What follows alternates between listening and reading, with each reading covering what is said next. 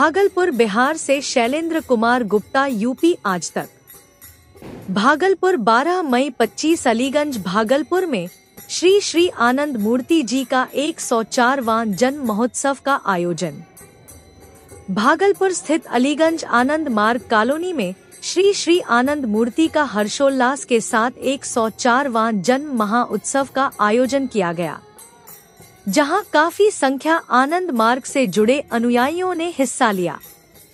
वहीं इस अवसर पर आनंद मार्ग से जुड़े श्रद्धालुओं द्वारा बाबा नाम केवलम महा अष्टाक्षरी मंत्र का भजन कीर्तन, प्रभात संगीत सहित कई अन्य कार्यक्रम का आयोजन किया गया। इस दौरान आनंद मार्ग के आचार्य पुण्यशानंद अवधूत ने कहा कि आनंद मार्ग की स्थापना 1955 ईस्वी में जमालपुर में हुई थी, लेकिन आनंद मार्ग का प्रारंभिक प्रचार भागलपुर से शुरू हुई है, जहां आज भागलपुर सहित पूरे देश में आनंद मार्ग की इकाई श्री श्री आनंद मूर्ति जी का 104वां जन्मोत्सव हर्षोल्लास के साथ मनाया जा रहा है। वहीं उन्होंने कहा कि समाज में जो सामाजिक आर्थिक की बदहाली है, सभी का निदान आनंद मार्ग में निहित है।